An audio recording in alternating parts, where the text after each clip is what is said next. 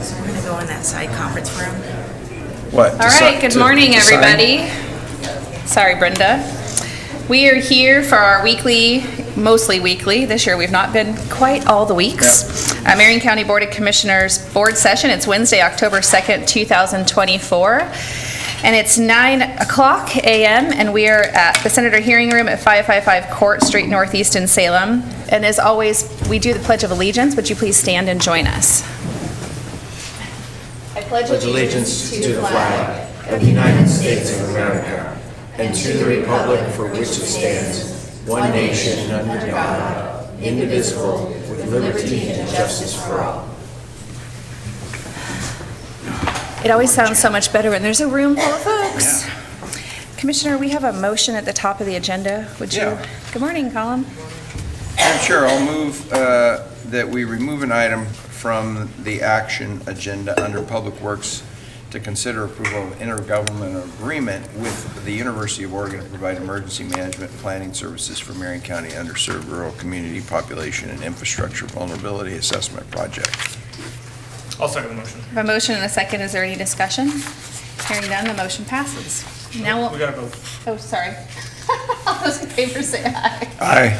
Aye. Now the motion passes. Thanks, Colin. I was moving right through that. All right, now we're going to move on to public comment. We have one individual, David. Good morning. You're welcome.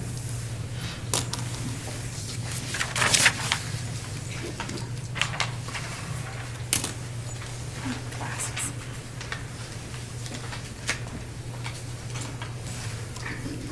My name is David Beam. I'm spokesman for disability people in Marion County. I'm asking for Marion County Commissioners to support next year, 2025, for all the foster homes in Marion County get services after 5 o'clock.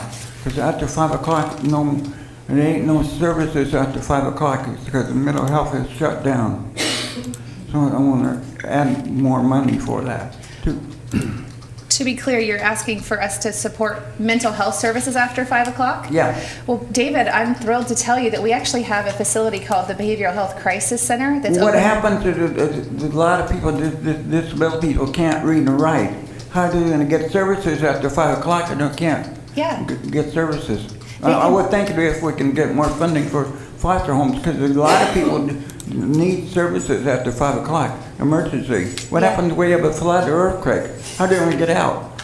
Those are all really good questions, but we do have a 24/7, so it's open all day, every day of the year, that anyone can call or go to if they have a mental health crisis, and it's located on the property of the Salem Hospital. What happens if they can't read and write? Well, that's okay, because they can maybe make a phone call or ask for transportation to get there, and then we can help them when they're there. Or if they call, we can come to them. I'd love to talk to you about I'm it. just asking the county to get more funding. Okay, That's it, all right. for next year. Thank you. Thank you. It's nice to see you. Thanks, David. Thank you. Okay, next item on our agenda is we have two proclamations today. The first one is to consider a proclamation declaring October 20th through the 26th, 2024 as National Hands and Words Are Not for Hurting Week in Marion County. Anne, good morning. Do you want to come forward? And you have an entourage. And a bear. You have an entourage and a bear. I know. I think we need a bear in the board of office. I think we just need a dog. How do we get a bear? So for everybody, good morning. Thanks for coming. And before you speak, be sure to introduce yourself for the record. I'm Ann Kelly. I'm the founder and director of the Hands and Words Are Not for Hurting project. Continue? Yes, Okay. the floor is yours.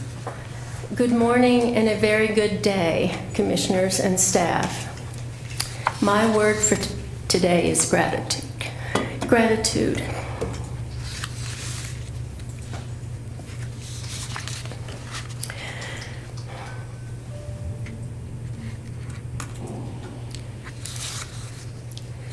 Our new and beautiful digital billboard, shining here in Salem, the city of peace, is on the screen there. Our Purple Hands Pledge will be seen in multiple locations around our capital city throughout the months of September, October, and November. We celebrate our ongoing community-wide support for our shared vision: safe homes, safe schools, safe communities. We are grateful for the generous donors that made this billboard possible. Thank you. Gratitude for the unanimous support from our Marion County Commissioners all these 27 years. Gratitude for everyone who is here today to speak about our shared vision. Purpose plus passion equals positive action. Gratitude for being the voice for those we have lost to murder and suicide and no longer with us.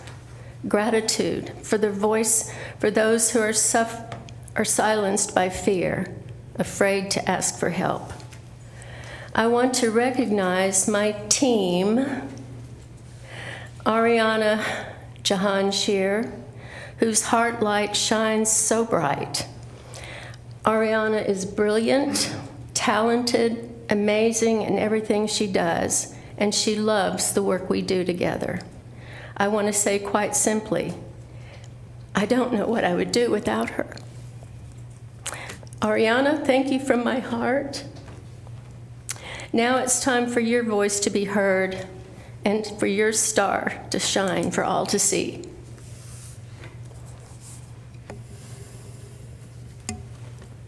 I'm Ariana Jahanshir. Good morning, Commissioners. Thank you for gathering today as we celebrate a significant milestone in our mission to promote kindness and respect. I'm honored to speak on behalf of the Hands and Words Are Not for Hurting Project as we commemorate our 27th annual proclamation. For nearly 3 decades, the Purple Hands Pledge and Project has been a beacon of hope, championing the idea that our hands and words should be used to uplift, not to hurt. We believe in the power of compassion, accountability, and the impact of our words. Each one has the ability to heal or harm. This belief is at the core of our mission, and it drives us every day.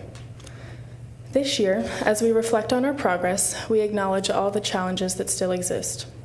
Bullying, violence, self-harm, suicide, gun violence, and harmful words continue to affect individuals in our communities. But together, we have the strength to foster change.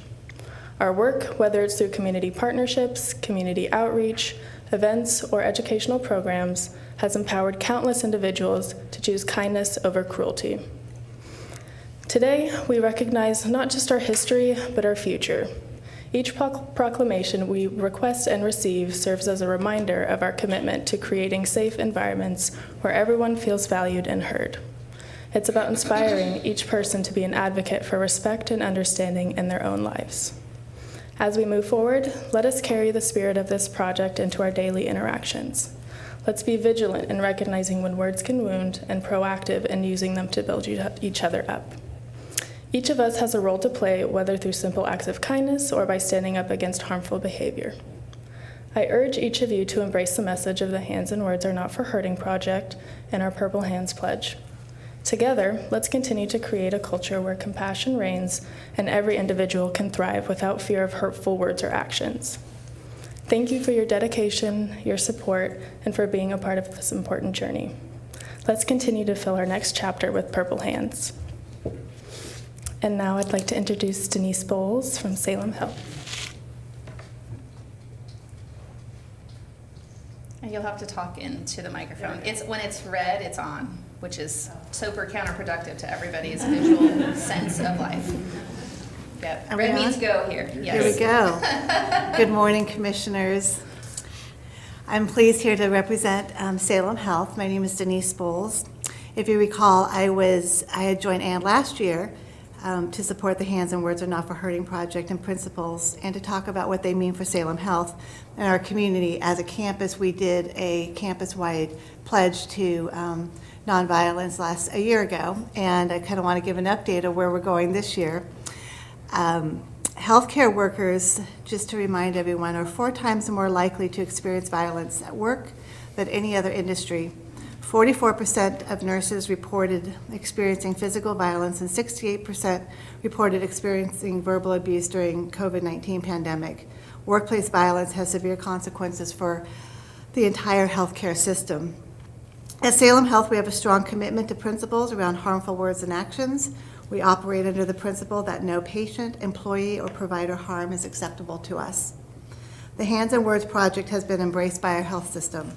This fall, we are integrating it into our Health Streams learning module and will showcase the pledge as part of Professional Governance Day. This simple phrase, I will not use my hands and words for hurting myself or others, has had a profound impact on this community and really around the world. In the tensions of today, the reminder of our personal responsibility matters, and we are pleased to support this proclamation. Thank you. Thanks, Denise. You don't have to, there's no light on that one except the green one on the bottom. Okay, thank you. Good morning, Commissioners. I'm Nicole Utes. I'm the Housing Administrator for Salem Housing Authority. Thank you for having us today. We want to be here today to help support Anne and Ariana in the Hands and Words Are Not for Hurting project. The Salem Housing Authority is committed to decent, safe, and affordable housing and safe communities all around. Our goal with this impactful project, and since 2011, we've been committed to sharing the information through our residents, our staff, and throughout the communities. This started with a 124-unit project called Parkway Village Apartments, and it was struggling with some bullying activity on the playground, and that's where we found Hands and Words Are Not for Hurting. Since that day, we have been committed to help teach this information and broadcast it out. It really is impactful to have those purple hands showing as a reminder to all of our communities that hands and words are not for hurting. And believe it or not, the children on the playground accepted the fact when we would come up and say, what about hands and words are not for hurting? And they'd go, oh yes. And we would carry this project throughout other communities. We've broadcasted it now across all of our 1,800 residents that live in our 14 projects across Salem and Kaiser communities here in Marion County. We have public housing, affordable housing, and scattered site homes. And we continue to also educate our employees, and we hope to bring a whole program in for all of our staff to learn from. We are committed through our changing of our lights, which is a new unique feature to our buildings to bring awareness to different projects. But as of October 1, our lights on Yaquina Hall and Sequoia Crossings have changed to purple to bring awareness, and also for us to help communicate what those purple lights mean throughout the community. So again, we thank you for this opportunity, and we are committed to this project.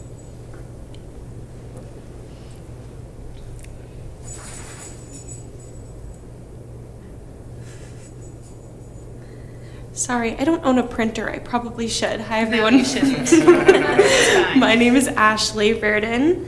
Thank you guys so much for allowing us the space and opportunity to speak here today to you guys. I feel truly honored to have been a student ambassador for the Hands and Words Are Not for Hurting organization for the last 8 years. I'm going to try and not get emotional just because this program means a lot more to me than I think I'm able to express. Getting involved with this organization as a 13-year-old girl who feels all the things that a 13-year-old girl feels was a really special time just to be mentored by Anne and get to experience her light, but also share that with others. I feel really grateful for that. It was also really special to be able to implement that in my middle school and in my high school, and then again in my college at Oregon State University. I just graduated this summer from Oregon State University with a bachelor's in science and psychology, and in just 3 short years, which is not an easy feat, and I am now applying to master's in counseling programs to become a child therapist. I'm not sure that I would be on the same path if it weren't for Anne and this organization. I feel really special to have had the opportunity to work with kids and to teach them the Purple Hands Pledge. Without this organization, I'm not sure that I would have the drive to pursue child care, especially foster care, that I'm now getting the opportunity to work with. As someone who has struggled with their mental health for my whole life, I am deeply passionate about helping other humans find the light at the end of the tunnel. Not all seasons in life are gentle, but having reminders like the Purple Hands Pledge to push us to be kinder to ourselves and to others plays an essential role in creating a kinder world. The Purple Hands Pledge has impacted me so very deeply in many different ways. I took this pledge as a child in elementary school, which instilled in me the importance of being compassionate to others, but also taught me how crucial it is to treat ourselves with that same compassion and love. The mission behind this organization is to teach people what healthy relationships are and how to protect ourselves from violence and unhealthy relationships. As an adult that has chosen to dedicate my life to helping children navigate theirs, all I want to do is educate and protect them. This is something that has unknowingly saved and protected countless individuals and their families. I have been honored to have the experience and opportunity working with Anne to hear so many children's stories that are so much deeper than we know. The power is not in the words we say, but it is in the hopeful hearts that say them with conviction. So in honor of the 27th annual Hands and Words Are Not for Hurting Proclamation Week, I would greatly appreciate it if you'd all rise with me and say the Purple Hands Pledge. Absolutely. Are you going to put it up on the screen? Perfect. Thank you. Just for help. All right. Do you want to lead us off? I would love to. Great. You start. I will not use words for hurting myself or others. I'm so used to teaching that to small children, repeating after me. You know what? It's like when we take the oath around here, we have a judge that has to give us 3 words at a time. You did a great job. Thank you. I don't know if anyone told you actually, but we hire children's behavioral therapists. So if you're interested, That's amazing. Well, Thank you. aside place to from work. that, I would love that. we have a program that potentially can help you with your master's. So I'll give you my card. You can send me an email and I'll connect you with our behavioral health director. You're amazing. Thank you, Jenny. You're amazing. Thank you. And also, great choice on university. Thank you. Go Beavs. Our legal guy just I forgot we have a legal team here. It's touches his. Well done. Well, Ashley, I'm really glad that you joined us today. I think that the value that you add goes further than the messages that we've heard each year from Anne and her team, which is always wonderful and heartfelt. But I think it's important that we recognize that this actually does impact youth and that we have youth ambassadors that are really carrying this through the hearts of our kids. So thank you for the effort that you've put in over the 8 years and what you'll continue to put in over the many years ahead of you in an industry that is very difficult to navigate. Madam Chair, if you're ready? I'm ready. I'll make a motion to approve a proclamation declaring October 20th through the 26th, 2024 as National Hands and Words Are Not for Hurting Week in Marion County. I'll second the motion. A motion and a second. Is there any discussion? Hearing none, all those in favor, please say aye. Aye. Aye. Aye. The motion passes. Are you going to say something about that very faded band? I've had it on It's now on. for 10 years, and I have a new one for you. You gave him a new one last year and the year before, but he won't take it off. and every time I go on vacation, which I'm going to do again here really quick, it ends up somebody always asks me about it, and I give it to them. So, yeah, it's the one that I've worn for a long, long time. So I really appreciate Amazing. Thank you. it. It reminds me, and I fall short sometimes, but it reminds me to make sure I take care of myself and others around me. So thank you for the work that you've done for many, many years. This is the 27th annual, and the whole team that's here today, thank you so much for what you do. I'll start it off. Please. Okay. Before the Board of Commissioners of Marion County, Oregon, in the matter proclaiming October 20th, 26th through the 26th, 2024 as National Hands and Words Are Not for Hurting Week in Marion County. Whereas a community without abuse, violence, and suicide is a dream we all share, and whereas any form of mistreatment of another is abuse, and all people have the moral and legal right to live free of abuse and violence, and whereas each of us must come to understand that it is within our personal power to choose not to abuse and violence to resolve conflict. And whereas We recognize that respect for ourselves and others is key to developing healthy relationships at every age and in all circumstances. And whereas the principle of nonviolent resolution of conflict must be taught to our children and practiced within each of our families. And whereas verbal and emotional abuse can be just as damaging as physical violence to a person's self-worth, creating scars that are carried for the rest of his or her life. And whereas verbal abuse such as name-calling, insulting, and belittling frequently escalates into simple force like pushing, grabbing, or slapping, and the worst scenario is the escalation into rage, serious violence, and even murder. And whereas self-harm and suicide must be acknowledged as a serious public health crisis, as the number of victims continues to escalate in children, teens, and adults. And whereas we, the Commissioners of Marion County, together with communities in the country and overseas, recognize that the Hands and Words Are Not for Hurting Project's Purple Hands Pledge is an effective tool in abuse, violence, and suicide prevention education. And now, therefore, the Marion County Board of Commissioners does hereby proclaim the week of October 20th through 26th, 2024, to be the 27th annual Hands and Words Are Not for Hurting Week in Marion County, and encourage all citizens of Marion County to join hands and hearts to unite as a family and a community to pledge, both privately and publicly, that, we're going to say it again together, I will not use my hands or my words for hurting myself or others. Dated today, the second day of October 2024. All right, we're going to take a photo with the bear and all of you. we give one to Brenda. Yeah. Okay. Are you going to join us, Scott, or are you going to get back?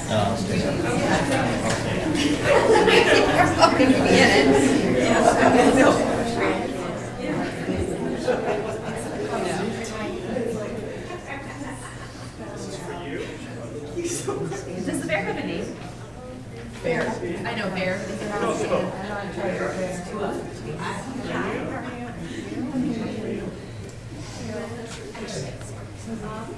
Is this your relative? No? all these years. All right, we're squeezing in. Okay, squeeze in. Turn sideways. Is it possible to squeeze in any more special sheriff? Yes. Otherwise, we're getting the table and the papers on it. It's just not a great one. Okay. Wait.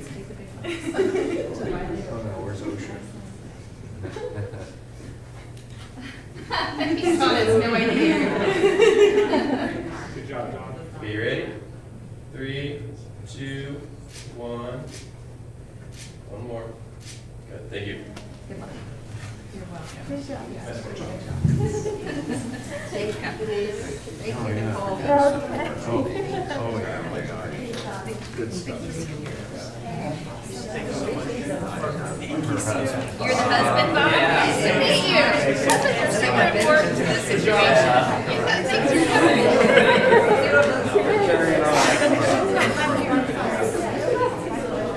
Congratulations, and follow up with I already gave her my card. Great. You're amazing.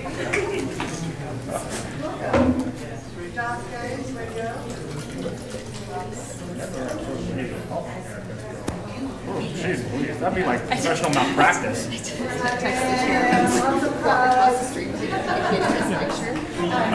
Wait, so you said children's behavioral health there? Can you start today?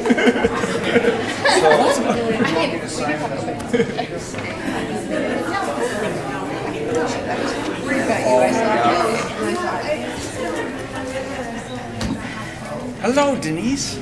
We are actually still live in board session, and I have to carry on, so I'm thrilled that you're. Bye, Denise. We love you, and I know, not a budget committee meeting today. All right, so now we're going to move on to our next proclamation, which is to consider approval of a proclamation declaring the month of October 2024 as Domestic Violence Awareness Month in Marion County. DA Clarkson is here, along with Jane. And please tell me the dog's name again. Maxwell. Maxwell. Hands and Words Are Not for Hurting has a bear. We bring a dog. Yeah, fine. Yes, we Jane have. also wants it known that if Maxwell's all wound up now, that's my fault. Yes, we actually should Noted. put that on the Okay, we blame it record. on the sheriff. He can stand next to the dog for Yes, photos. the sheriff was back there winding Maxwell all up. He's doing good. Look at him wagging his tail. There's treats involved. I know. That is I'm gonna be just- distracted. Which, by the way, I work for treats as well, so whatever we can do. Well, I'm just gonna go ahead and go. Chair, who's chairing? I'm the chair You're technically chairing? today. Okay. I know. I'm confused. The sheriff and I were just saying we were confused by who. We'll tell you all about it later. Madam Chair, Yes, sir. even though I have the title, I always know who really the chair is around here. Who's so- in charge? Yeah, it's just. Jan. It's Jan. Just to be clear. None of us are new. None of us are new here. We know what's going on. Well, thank you, chairs and Jan and Commissioner Wells. Thank you, everyone, for having us here. For the record, I'm Paige Clarkson, and I am privileged to serve as the Marion County District Attorney. I am privileged to be here today among really two amazing women who have committed themselves to making our community better and safer. Ann Kelly, who you just saw, whose passion for her simple message of hands are not for hurting. That message is contagious. I think we know that. Jane just shared with me as we were walking up here that Hands and Words Are Not for Hurting. Ann Kelly started that 27 years ago. That's the same year that Jane became the executive director of Center for Hope and Safety. So it's really kind of a full circle moment that we're all sitting here together and in this particular board session. So thank you for having us. Jane Downing, however, is my partner here at the table, and she's going to share some words with you at some point. But I think we all understand that she has an amazing passion for serving others, and that is not just the last 27 years, but really her entire career. I've been witness to that, and she's an amazing partner in just the helping of others and the service to survivors and victims of sexual and physical violence in our community.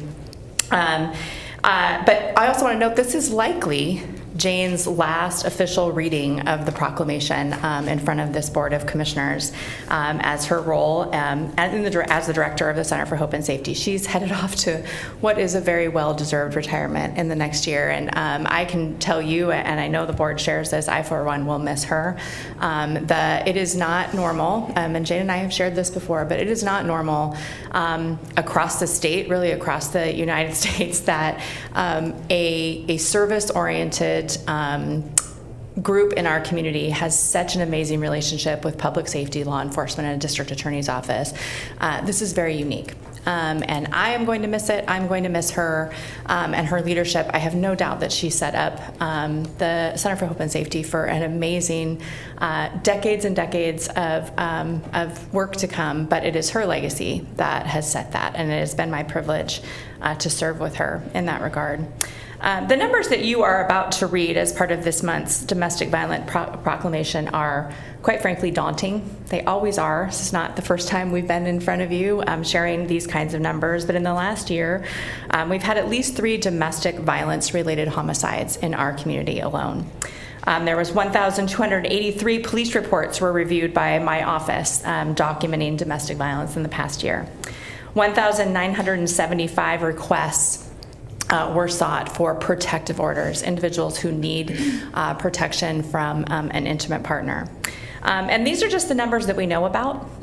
We know that there are far more victims. For everyone that is numbered there are far more victims and survivors who don't feel, for a variety of very valid reasons, safe to report anything at all.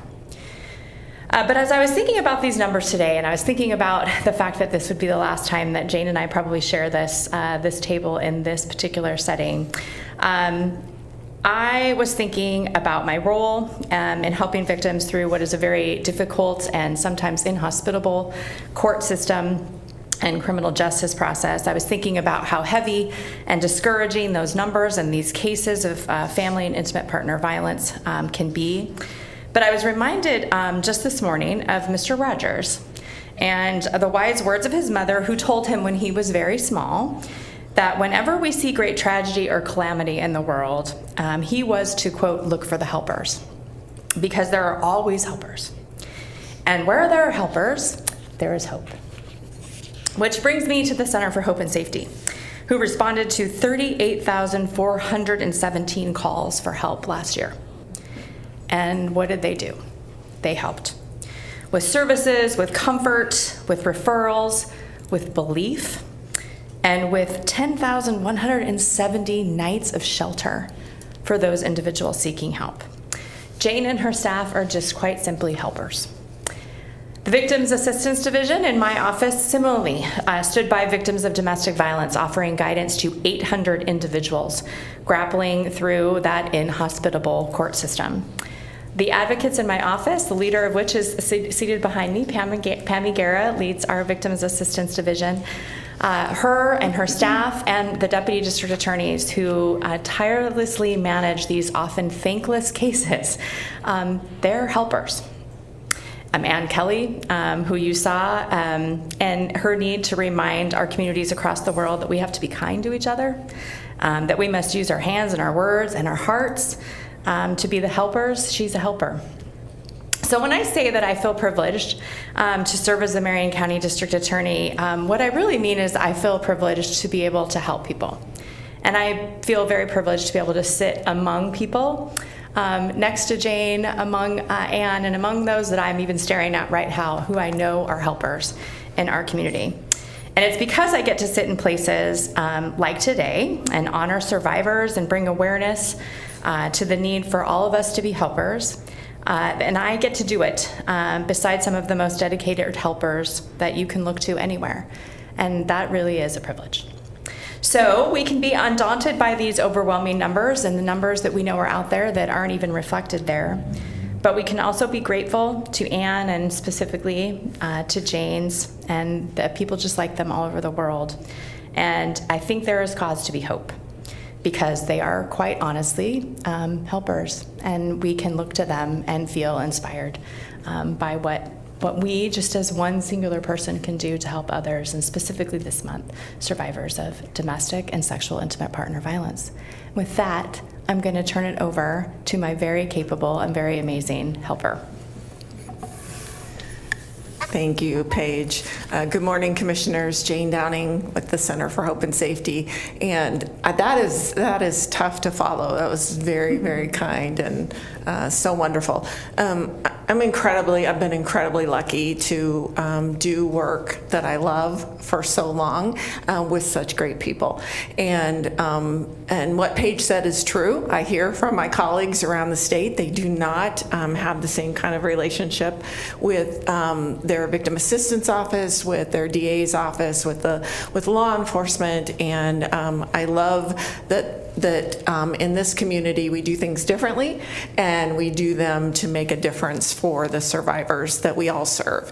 And we have found a way, even when we don't always agree about things, to make sure that we respect each other, work together in any way that we can to make a difference for victims and survivors. And so I feel incredibly lucky to have sat next to Paige and other district attorneys and work with the county and other providers, the sheriff's office, the local police departments, and know that our community is safer because of that, and that we are holding abusive people accountable for what they do. And Paige gave you some of the numbers of what we're doing. I'm going to add just a little bit in addition to all those contacts that we had and the folks that we served in shelter. And just to note, that is with only half of our shelter available. We are still in the process of remodeling. We're about to be finished with the second half of it. And so we're really excited about being able to help even more survivors in our shelter at Mosaic. And as you know, we just were thrilled to open up 20 units of permanent, fully accessible housing for survivors, and lots of wraparound services and support. That's added to a housing team that in the last 5 years has helped hundreds of individuals be able to secure and maintain housing. And we did a little number crunching, and of the people that work with one of our housing advocates, 96% gain permanent housing and maintain that housing.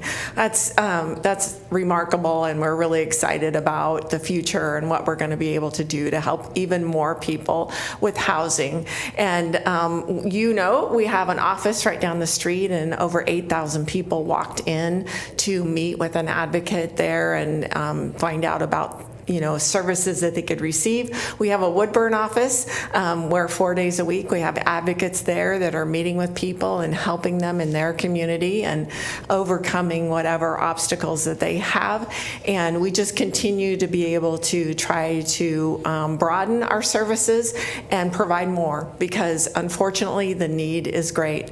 And we are just really grateful for a community and a county that every day works to make a difference for vulnerable families in our community. So in my last time, probably in front of this group, I just want to say thank you for the work that you do, the work that other folks in our community do to make a difference, and it really does. It changes lives, and I've just been lucky enough to be able to see that. So thank you all very much. Thank you, Jane. Commissioner, do you have anything to say? Jane, thank you for all the years that I've interacted with you and the work that your group has done. And it's really important work, and obviously we would like to work ourselves out of a job in this situation, but we're going to be we'll miss you, and well-deserved retirement. I'm sure you'll be around in the community in some way, so thank you for your service. Yeah, I'm like kind of tired after just about 6 years as a commissioner. So I can only imagine how you're feeling after 27 years of doing this work. And I'm very excited for you. Like Paige said, well deserved. Thank you. You've served the community well for a long time. We're very grateful for your service, and I hope you really enjoy the break. Thank you. Knowing you, I'm sure it won't be long before you jump into something else. But I hope you really enjoy the break. Where does Maxwell go come the end of December? I'm just dying to know. Yeah. So Maxwell lives with me, and so I have made the commitment that Maxwell will come to work. Maxwell still has about 5 or 6 more years of work to do, and so so I'm going to be like the mother of a teenager where you have to get up and take them to work. So Maxwell will continue to go to work, and I have some coworkers that live around me, and they've committed to come pick him up. We've joked about getting an Uber because Maxwell is trained to just sit in a car, just really nicely. So we can just, Uber him back and forth. So he loves what he does, and so he would miss very much if he didn't get to go to work. I just love that every time you say his name, his tail wags a little faster. Nicola knows what's being discussed right now, and then we were talking about him. He's such a show off. He is a show off. Oh my gosh. And he wants to go say hi to everybody. I know. I wouldn't be mad. You're welcome to let him wander around. Jane, thank you for the work that you've done in our community and for being a solid foundation of an example for the state. Marion County these days is referred to a lot, and frankly in really positive ways.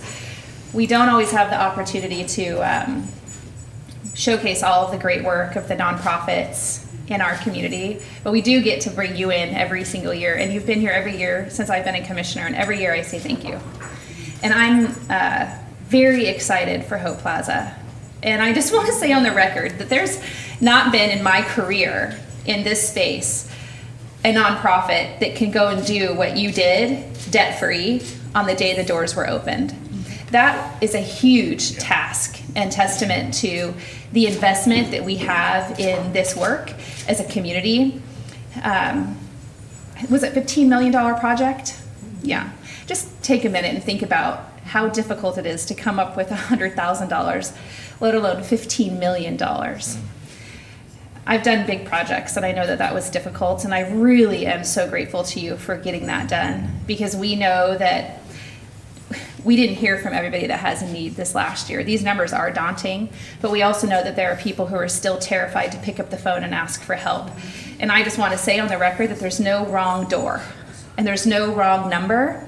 If you call, we're going to answer and likely guide people to you, well, or your team in the coming months. So thank you for the work that you do and for the work that your team does. And I look forward to really getting in the annoyance space of the next you to make sure that whoever that person is understands the boots they're going to fill and the expectation that we have of the legacy that you've brought to be carried forward. Because I do believe that you've changed many, many lives yourself, and I can't imagine what it's like to follow you in that job. You've done wonderful work, so thank you. Thank you very much. Yeah. Commissioner, would you like to make a motion and carry this proclamation? Okay. Madam Chair, I move that we approve a proclamation declaring the month of October 2024 as Domestic Violence Awareness Month in Marion County. I'll second the motion. A motion and a second. Is there any discussion? Hearing none. All those in favor, please say aye. Aye. Aye. The motion passes. In the matter of proclaiming October 2024 as Domestic Violence Awareness Month in Marion County, proclamation. Whereas the impact of domestic violence extends beyond individuals, reaching into families and communities. And whereas in the last year, Marion County has experienced at least 3 domestic violence homicide crimes. And whereas the Marion County District Attorney's Office received 1,283 law enforcement reports of domestic violence and filed 987 domestic violence cases. And whereas Marion County courts received 1,875 requests for protective orders, and whereas the Center for Hope and Safety received 38,117 contacts to their program and provided 10,170 nights of shelter. And whereas the Marion County Victim Assistance Division provided services to over 800 victims of domestic violence, walking alongside them and giving them a voice in the criminal justice process. And whereas we know as individuals we can make a difference by speaking up and reaching out to help victims and survivors. And now, therefore, the Marion County Board of Commissioners proclaims October 2024 as Domestic Violence Awareness Month and resolves to honor those who have died and acknowledge those who have survived by supporting meaningful services that create safety and hope for survivors in our community. Dated the 2nd day of October 2024. We don't normally do this, but I would just like to take a moment of silence for the 3 individuals.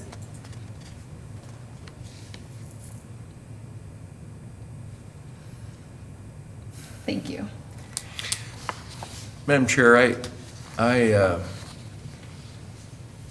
been here 10 years, and I remember when I decided I wanted to be a county commissioner, I came over and I met with, at that time, your predecessor, Walt, and Sheriff Myers, and asked the question, what are your biggest challenges? And it was DV calls. And I'm looking at these statistics.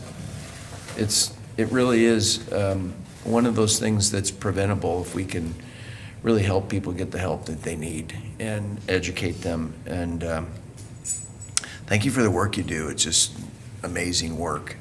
And thank you for taking that moment of silence to not only to honor those victims, but also those that have issues because of domestic violence.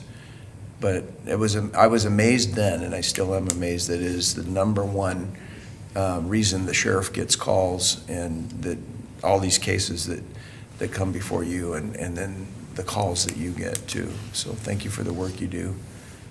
Well, I want to also recognize the sheriff's deputies that respond to those calls and protect people in those moments of crisis. We've had, some very tragic situations. And often if it's not for the actions of those deputies, that number would be more than 3. And so I really want to thank them, the men and women who respond in those emergencies and save people's lives. And Pammy, I know you're here and you're not on a microphone, and the cameras probably won't reach you in the audience, but maybe they will. And I think you brought a colleague who I don't know yet. But would you come forward? Both of you, please. Yeah, for the record, that's Jacqueline Osborne. She's our new office manager. Hi, Came to us from Jacqueline. Public Works, so she may look familiar. But Well, I would love to say that I recognize every amazing face that works for Marion County, but you're beautiful and I'll work to remember you. Yeah, so thanks for coming forward. We do want to recognize the law enforcement team, and you are a part of that. Victims assistance is a division that I don't think gets a lot of attention, and it definitely doesn't get a lot of funding from the places it should get funding. And we'll talk about that maybe next session, the building up the road. But it's a hard job. You all have to pick up the phone and navigate the emotions and the lives of the individuals that are going through the criminal justice process and hope that they don't end up in a worse off situation. So I just want to say thank you to you for leading a good team and for the members upstairs who show up every day to greet the folks that we get to see in the elevator and the calls that you take, working to right the wrongs in their lives as much as you can and provide them a voice and navigate this very, very big system of public safety. It's not easy. So would you like to add anything? Well, just thank you so much for your support of this. And I have 3 victim advocates actually sitting out there as well that came just to join in and to participate as well. And we're just thankful for your support. Well, thanks for being here. We're going to take a photo with the proclamation. Ann and your team, would you join us? And then the advocates, do you want to come forward? And of course, Sheriff Hunter, please come up and get in this photo. I'm going to have to stand on that.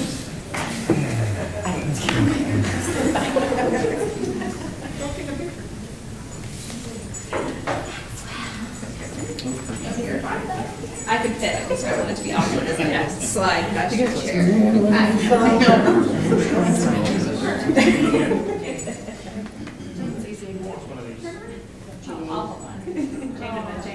Maxwell really wants it. Some of you have to come down here. Squeeze in. Sorry. Oh, since you give him paper. That's also saying the same thing. I'm not sure if that's In return. It's a thing. Oh, you want to look at the camera.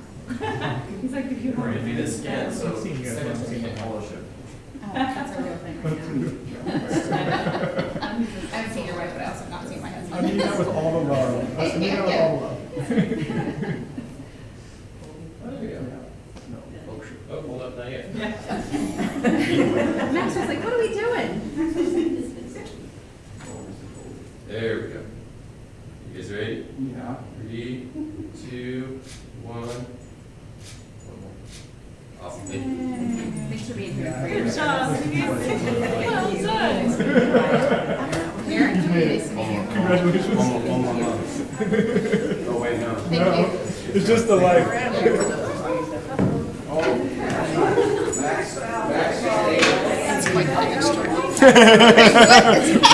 What? What is that? Should reduce your sugar intake. Let's see, can I,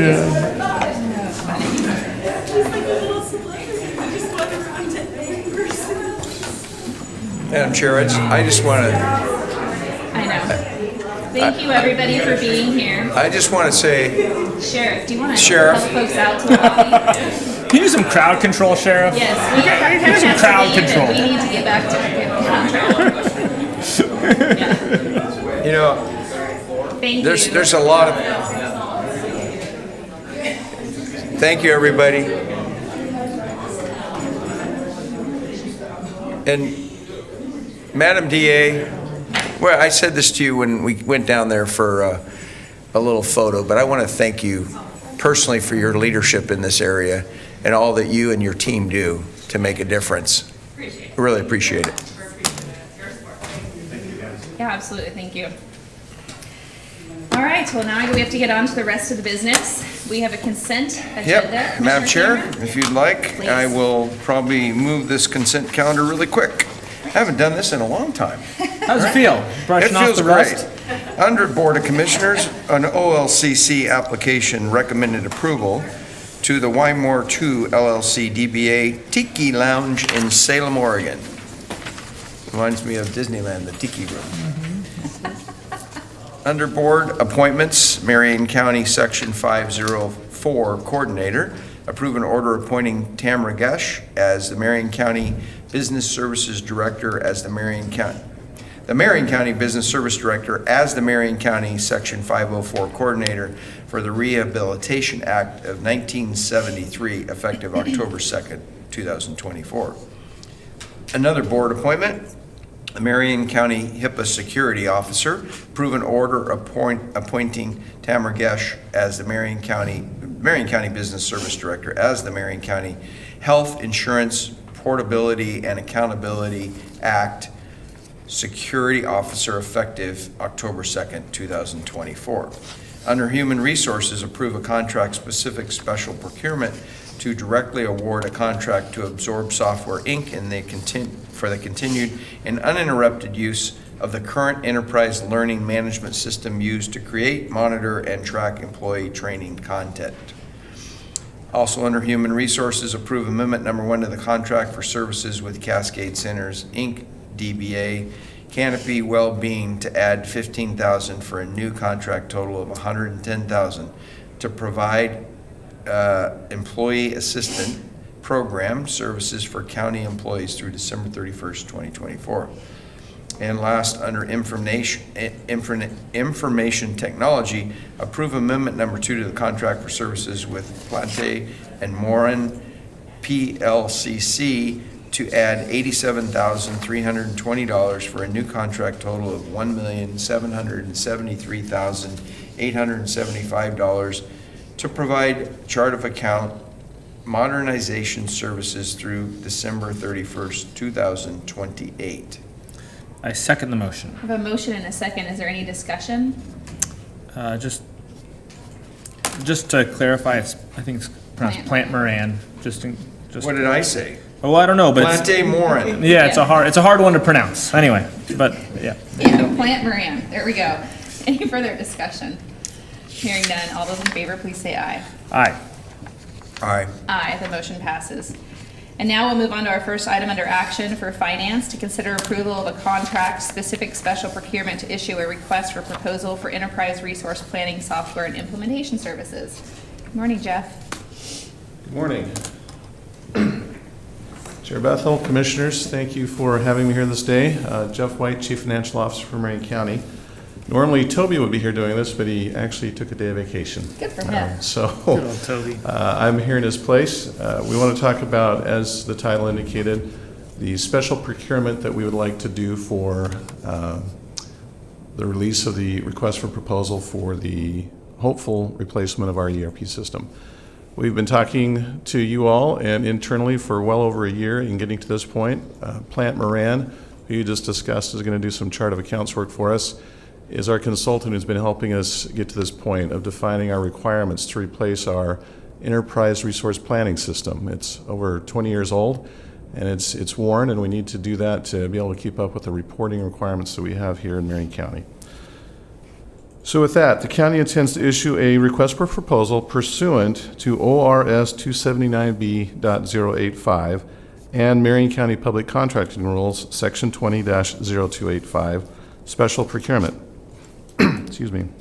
The request for proposal will solicit proposals from software integrators and software vendors who provide their own integration services. The county will evaluate proposals consisting of a combination of implementation services and software packages. The best value proposer will be determined based on the evaluation criteria that will be described in the request for proposal.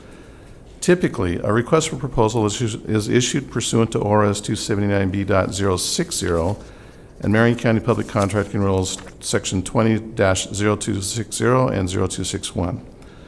We are seeking approval for this special procurement because under ORS 279B.060, it would require that awards would be made only to the proposers and would not allow for the flexibility of the proposed approach stated above, meaning we hope to end up with two separate contracts, an implementer and a software product.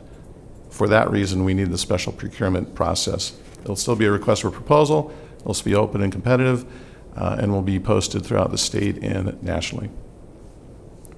So we're seeking your approval for that special procurement. Great. Any questions? Good. I'll make a motion if you're ready. I am ready.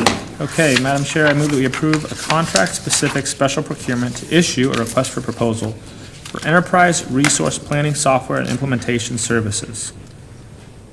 I'll second the motion. A motion and a second. Is there any discussion? Boy, am I glad that we have smart people to help us navigate this process. Good added discussion. Any further discussion? Nope. All right, all those in favor, please say aye. Aye. Aye. The motion Okay. passes. Thanks, Jeff. Thank you. All right, now we'll move on to Public Works to consider approval of the purchase order with Dick Hanna Chevrolet. See ya. Dennis? Hi, Dennis. Good morning, Commissioners. Chair, thank you for your time this morning. For the record, I'm Dennis Mansfield, the Deputy Public Works Director. Yes, before you is a purchase order request to replace two of our vehicles, two Tahoes for the Sheriff's Office Department. I thought I'd share a little bit about our light-duty program, our light-duty fleet program. We have about 300 vehicles countywide in this program. They range from sedans to SUVs to trucks up to 1 ton. Each department that has these vehicles pays a monthly lease rate into the fleet fund. That pays for the replacement of those vehicles, outfitting of those vehicles, maintenance costs, and a small administrative fee to administer the fund. Each year, we go through, actually twice a year, we go through a process that reviews when to replace vehicles. In the mid-2000s, there was a study called the Mercury Study completed that put together criteria on when best to replace those vehicles. They look at the vehicle's age, mileage, maintenance costs, and the reliability. They put a scoring method to that, and it's that point system that we continue to use today. In December of each year, just before budget time, we take our current data at that time to help look at what we would want to replace in the next fiscal year to help folks budget in case they need to make a platform change or anything like that to the vehicles. And then in June, we refresh that data so that we have the most current data available going into that next fiscal year to make sure we're replacing the right vehicles at that time. And so right now we have 2 vehicles, as mentioned earlier, that are Chevy Tahoes for the Sheriff's Office being requested to replace. It is staff's recommendation to approve the purchase order for Dick Hanna Chevrolet in the amount of $103,083.74. I'm open to any questions you might have. Any questions? Oh, ma'am. All right, me either. I'll take a motion. Okay, Madam Chair, I move that we approve the purchase order with Dick Hanna Chevrolet in the amount of $103,083.74 for the purchase of 2 Chevrolet Tahoes as part of Marion County's annual light-duty fleet replacement plan through June 30th, 2025. I second the motion. Is there any discussion? Hearing none, all those in favor, please say aye. Aye. Aye, the motion passes. Thanks, Dennis. Thank you, Commissioners. And just for the record, Commissioner Cameron had to leave to catch a flight, I think. He's headed up to a timber conference on behalf of Marion County and timber counties. So it's just the 2 of us for the rest of the morning. Now we're going to move on to consider the purchase order with Globe Trailer Manufacturing. Good morning, Scott. Good morning. For the record, my name is Scott Wilson. I'm the Road Operations Division Manager for Public Works. I'm here today to seek approval of PO number 931147 to Globe Trailer Manufacturing Incorporated for a sliding axle 40-ton trailer. Public Works utilizes a diversified fleet of heavy and medium equipment types to perform its road maintenance needs. This PO is for the purchase of a sliding axle 40-ton trailer. The 41-foot long trailer is capable of handling heavy loads and allows the axles to move forward to also tilt the bed to allow us to load multiple pieces of equipment along with heavy timber structures and concrete barriers that the our bridge crew will also have. So it has a lot of versatility with that functionality. The PO amount for this trailer is $109,823.06 and is awarded through the Sourcewell Cooperative number 092922-GLB that Marion County is a member. Funding is approved by the capital expenditure number 24-319 for the purchase of this equipment. Also, this purchase is essential to replace an already existing piece of equipment that has well surpassed its useful life and will be replacing our existing 1953 tandem axle flatbed trailer 0PW433.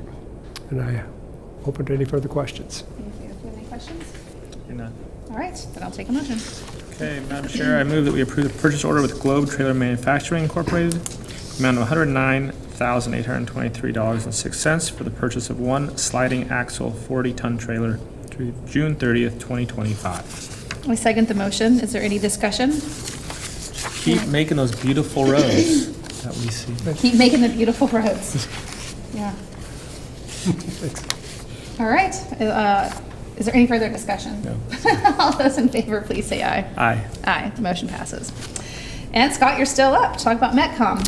Yes, I'm here also to seek approval of a retroactive intergovernmental agreement with Metcom 911 for after-hours dispatch services. Metcom 911 has been providing after-hours call-taking services for many years and has become a vital tool for ensuring the safety of the traveling public. The services provided by Metcom 911 include, but not limited to, answering after-hour non-emergency calls for services for Marion County Public Works on a daily basis, 365 days a year coverage, dispatch, monitoring, and coordination of Marion County Public Works staff in response to calls for services received, documentation and/or logging of nature and resolution of call, and provision of daily and monthly reports of all the calls that have been taken. For fiscal year 24-25, the annual cost for this service is $45,668.28. Under the IGA, that amount may, upon request and an agreement by both parties, be increased by 5% each year. This IGA ensures that the general public and other agencies will have 24/7, 365 access to public works services. In addition, I'd also like to mention that we do have, for non-urgent calls for after hours, folks can get on our webpage. We have a report of concern link that folks can also type in and let us know of any other things that could be handled next day services.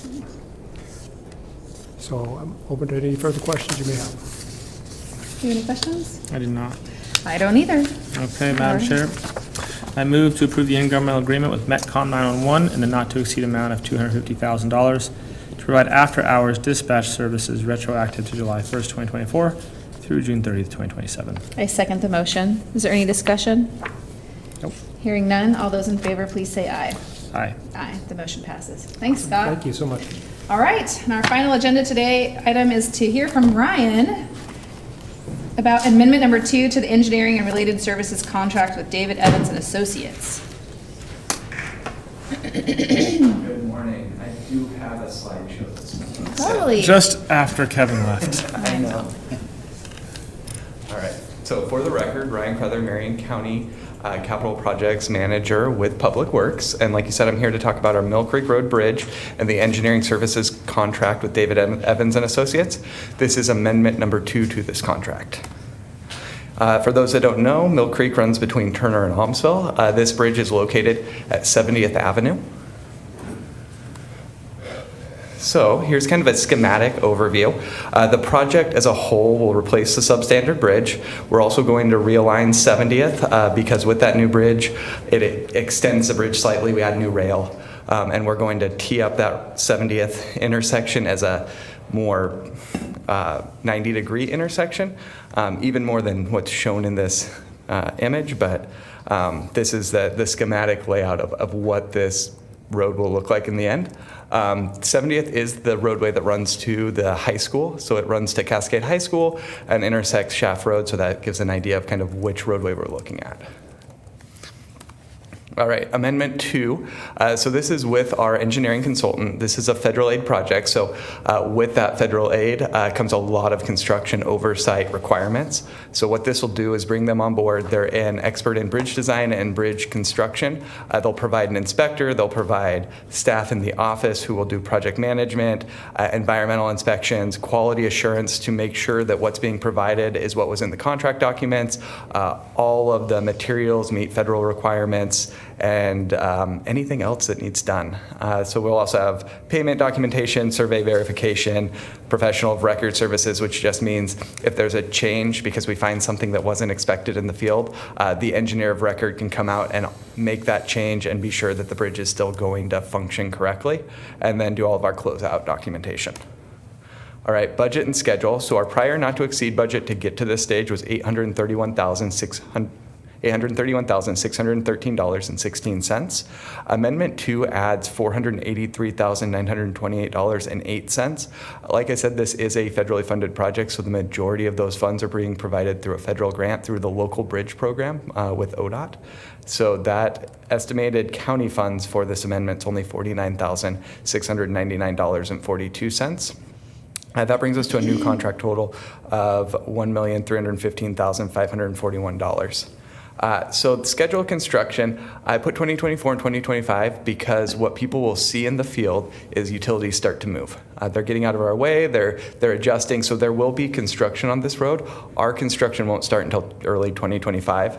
But I know that for folks, once they see orange signs going out and flaggers, it doesn't matter who's doing it.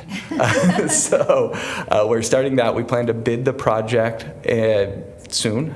So we'll bring a construction contractor on board. As soon as we get them on board, they get to develop their own schedule according to the parameters we put in the contract.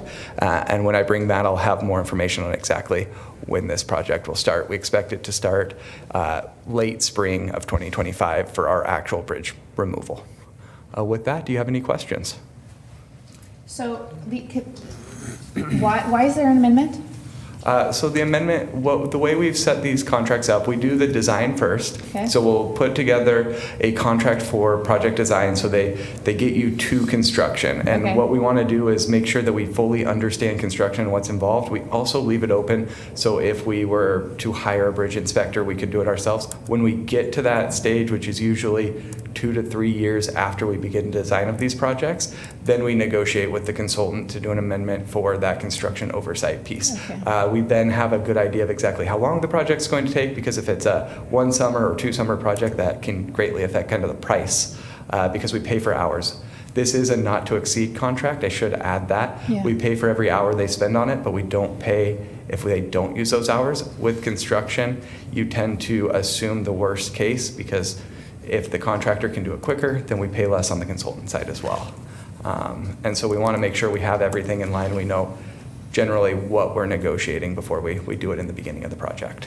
So because this is a federal project and it takes so long to get through the phases, do you estimate what the federal investment's going to be pre each phase and then pray to God they're going to come through with that? Or do you wait for a federal allocation and then design the phases?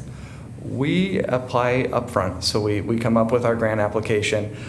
We put in what we call a contingency. So we know that when you do a 10 to 15% design at that grant application stage, you're going to miss something. And so we have that contingency for those unexpected items. We do have a process that if we find, well, take for example, during the last few years, we've seen inflation higher than we expected. We have a process to go back and ask for additional funding if those bids come in higher than expected. Great. Thanks, Ryan. You have any questions? I do not. All right, then I'll take a motion. Madam Chair, I move that we approve amendment number 2 to the engineering and related services contract with David Evans and Associates Incorporated to add $483,928.08, of which an estimated $434,228.67 will be paid with federal funds, and an estimated $49,699.41 will be paid with county funds, for a new contract total of $1,315,541.24 to provide construction phase services for the Mill Creek Road Bridge Replacement Project through November 30th, 2027. I second the motion. Is there any discussion? Hearing none, all those in favor, please say aye. Aye. Aye, the motion passes. Thanks, Ryan. Thank you. That's the last item on the agenda. Do you have anything to add today, Commissioner? Yesterday, we went to the ribbon cutting of the new soccer and football fields out there in Kaiser, and it exceeded my expectations. That's what I wanted to say. I was expecting maybe there'd be 50 kids out there playing, and maybe there'd be, I don't know, 25 to 30 parents. And there were hundreds of kids out there playing, and there were well over 100 parents, and just you could hear the shouts of joy from the kids and the laughter. And I got to play on the Kaiser police team against a team of 5-year-old boys and girls, and we did not win, but it was one of the happiest experiences of my time as a commissioner. So I got to watch you briefly That's out right. there, and I thought, good for you. I tried to get Representative Mannix to come be the goalie. yeah, And he thought about it, but then he thought that his fancy shoes, because he came from a meeting at the Capitol, might not be best for the turf. yeah. I was the goalie for the penalty kick at the end, and I lost the game for my team. So tough. It was a tough deal, but still a lot of happiness. There's a video, I think Counselor Cross, Soraya Cross, filmed you guys for a bit, and there's obviously the officers and yourself out, and you look like giants in comparison to these little tiny people running around.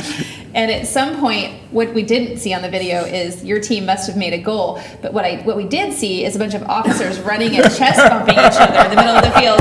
And all I could see was these little kids go, oh, like, please don't crush me.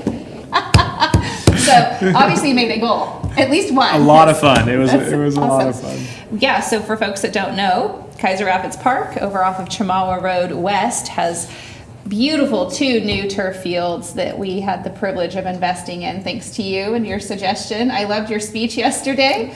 He thought for sure if he brought this crazy idea to us, we would say no. But I tell you what, there's no better investment than in kids. And I've been involved in 2 other turf field projects for our community. One happens to be in Kaiser at McNary. In 2015, when I did that project, it was a dirt field, and the field only had 80 uses a year because it's a wet community. It rains a lot, and the soil was muddy. And when we completed that project, it exceeded 1,800 uses in its first year. Wow. So thinking about just that one turf field at the high school, which was impacted by COVID when the school shut down access to kids in their properties. Which is the genesis of these fields. Yes, Yeah. which is crazy to me that you would keep kids from having outdoor activity. And now there's these two fields in a public park. It's only going to increase the access of outdoor activity for youth. And I forget the name of the group. Is it kaiserfields.org? Was the group that's organizing the fields in the community now. A couple of moms got together. So you can rent these fields out for activities. But also someone asked, can we just come use them? And I said, as long as there's no organized game, they're free game, so you should go. I look forward to seeing. I take my dogs out to the dog park in Kaiser Rapids Park, which is just right next to the fields. I anticipate there'll be no parking in my future. It's an amazing facility. And I guess, since we're talking about this on the record, the history is some families came to me during COVID because the schools, you used to be able to play at the local high schools or local middle schools if there weren't sports or they weren't already programmed. Scheduled activities. And then during COVID, the schools shut down the fields. Even if there wasn't scheduled activities, they said nobody was allowed on the fields. And it was a long time. It was like more than a year that kids weren't able to play outside, and it was impacting their mental health. So I met with some of these families, and they said, is there any chance you guys could, and I'm not making this up, build some fields for us that could the county run some fields? And I said, almost certainly not. That's not kind of our business. But I'll go see what we can do. And at that time, the federal government had given us $68 million in ARPA money. And so I came to board and said, would you be open to investing some of this money in these fields? Admittedly, it was a very unstructured ask. There were no documents. It was something like, would you be willing to and Commissioner Bethel, to your credit, you knew a little bit more about this. And so you said, well, what if we went into a partnership with the city, and what if they matched our investment?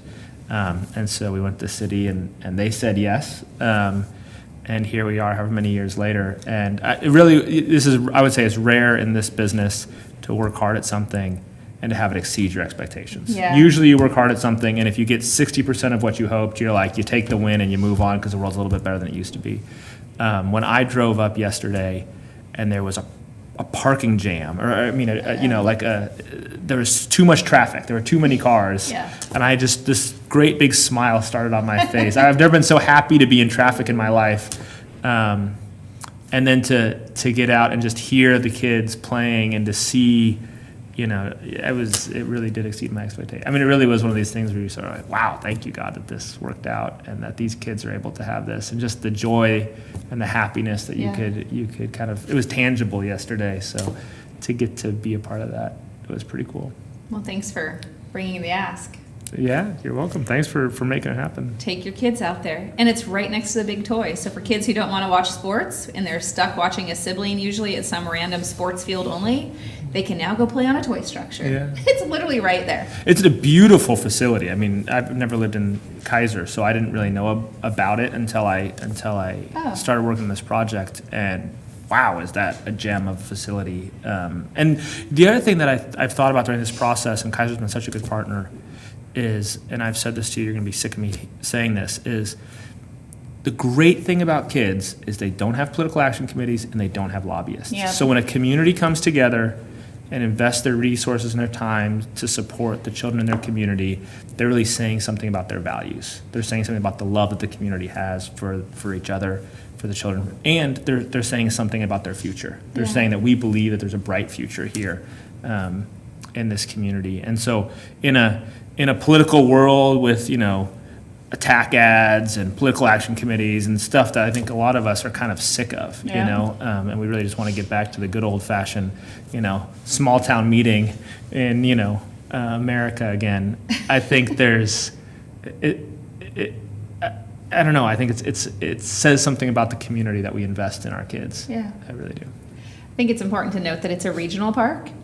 That wouldn't have been a regional park if it wasn't for former Commissioner Janet Carlson and Lori Christopher, mayor in Kaiser at one time, that came together for a county-city partnership to bring that park to fruition. I was a resident in Kaiser, and I happened to work for Marion County Fire when that regional park concept was coming about. And boy, that was a lift. I mean, it's difficult, frankly, to get any government to do anything, let alone collaborate with another government on something that is kind of unique. Like, we don't share parks with other governments. And while that's Kaiser's park, but it is a regional park, and it has a significant amount of investment for the entire region to access. And if you've never been there, like, you can boat there. They have a boating launch. They've got wooded tree, Trails, walking trails. There's frisbee golf. Is that what that is? Frisbee golf. Disc golf. I'm like, whatever it is. They You have throw a frisbee into a thing like a golf sand course. volleyball. Sand volleyball, soon pickleball courts, the big toy, and these 2 fields that will accommodate many, many sports. It's a great space It's for really our a county. really amazing facility. Yeah, so and I what look- foresight. I mean, that's the other thing you see in Yeah. this business is you stand on the shoulders of giants. Where, like, people are making decisions that are going to impact, literally hundreds of thousands of people Yeah. over decades. We wouldn't have been able to do what we did with these fields if Janet Carlson and Lori Christopher and those folks that came before us hadn't had the foresight to make that a facility we could invest in. We said we want to take that $68 million and invest in generational growth. This is a primary example. Yeah. So with that, thanks for bringing your soccer ball yesterday. I sure did. And for playing soccer, and for bringing the idea, and for the community to support it. It's a great facility. Yeah, it is. If there's nothing Good else, day. we'll adjourn. Have a great day.